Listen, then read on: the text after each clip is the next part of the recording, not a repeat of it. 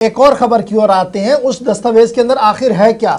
तेहरानी खबरसा इदारे और अमरीकी खबरसा इदारे न्यूयॉर्क टाइम्स और दीगर अखबारों की रिपोर्ट्स के मुताबिक उसमें कई अहम नरमियां हैं ईरान के लिए भी, और कई चीज़ें ऐसी हैं जो सख्त भी है। ताहम बड़ी खबर जो इसमें आ रही है, रिपोर्ट जो बता रही है कि अमरीका ने जो नई तजवीज़ ईरान के सामने रख दी है वो ये है कि तकरीबन 25 बिलियन ईरानियन एसेट जिन्हें फ्रीज किया गया था, इन्हें खोल दिया जाएगा, अनफ्रीज किया जाएगा और इन्हें ईरान के हवाले कर दिया जाएगा। 25 बिलियन ईरानियन एसेट्स को रिलीज किया जाएगा, यह तजवीज़ के अंदर लिखा गया है। अमेरिका की तरफ से यह भी साफ कर दिया गया कि 3.60% यूरेनियम एनरिचमेंट पर कैप होगी, यानी इसके अलावा आप नहीं बना सकते हैं। जबकि स्टेयर ऑफ जो अबनाए हरमुस है, इसको भी डिस्कशन का हिस्सा अब की बार बनाया गया है। ईरान की तरफ से यह साफ कर दिया गया कि तमाम तर मुज़ाकराती अमल पर आगे बढ़ने से पहले कुछ वक्त उन्हें मजीद चाहिए ताकि ज़मीनी सूरत हाल,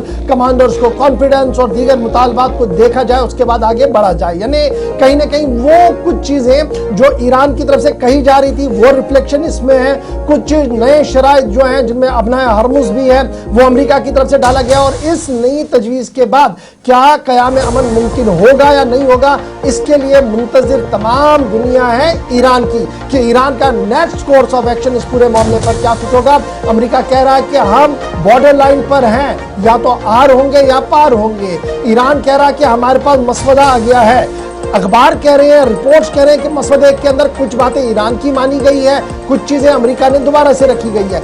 यही वजह कि सदर अमेरिका कह रहे हैं कि कुछ दिन और इंतजार होगा, कुछ दिन और लग सकते हैं, जिसके बाद हतमी फैसला लिया जा सकता है। एक चीज और भी इशफाक, ये वो 3 पॉइंट्स है जिसमें जो मुंजमद असासे हैं वो पहली रिपोर्ट में और दूसरी रिपोर्ट में वाशिंगटन ने मना किया था, हम ऐसा नहीं कर सकते। फिर यूरेनियम अफजूदगी इतना नीचे लाना, क्या ये एक तरह का कॉम्प्रोमाइज होगा? और तीसरा कि हरमुज को डिस्कशन का पार्ट बनाया जाए, लेकिन वहाँ ईरान चाहता है, जिसमें कल खबर भी एक अपडेट आई कि मेटा जैसी बड़ी कंपनियों पर जिन्होंने इंटरनेट वायर कनेक्शंस जो समुद्री रास्ते से लगाए हैं उस पर भी टैक्स लगाने की तैयारी की है। तो दैट मींस ये जो बॉइलिंग पॉइंट है इस पर कोई बात ना मेटा पर, बल्कि गूगल और तमाम वो लोग जिनकी केबल्स वहां से बिछी हुई है, उनको कहा गया कि जनाब अब आप यहाँ से टैक्स देंगे अगर आपने केबल बिछानी है, अदरवाइज कट हो जाएगी। यानी वो एक और चीज जो है वो वहां पर चल रही है।